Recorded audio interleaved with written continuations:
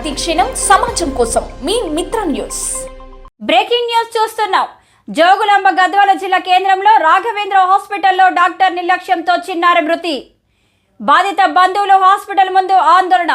Gadwal private ఆసుపత్రి డాక్టర్ల బాధిత బంధువులు, ఒక వార్డు కౌన్సిలర్ తనయుడి లోపల చర్చలు. డాక్టర్ల నిర్లక్ష్యం, ఒక నిండు ప్రాణాలు బలైంది. బంధువులు ఆవేదన వ్యక్తం చేస్తున్నారు.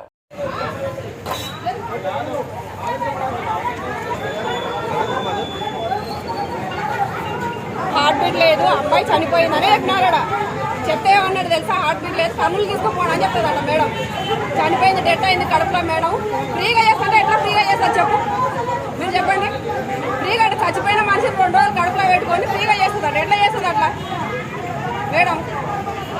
చచ్చిపోయింది మేడం, చచ్చిపోయింది. సీరియస్ కర్నూలు తీసుకొని పోండి. ఈ రోజే నిన్న నైట్ 7 హాస్పిటల్ తీసుకుపోతే చేసింది, పెద్ద ఆపరేషన్ చేసింది. మా ఊరు ఆడి కాలు మొక్కినాడట. మేడం మాకు చిన్న ప్రాణం పోతే పోతుందో పెద్ద ప్రాణం కావాలని చెప్పినాడు. చెప్పిన ప్రాణంలో చేయొచ్చు కదా మేడం.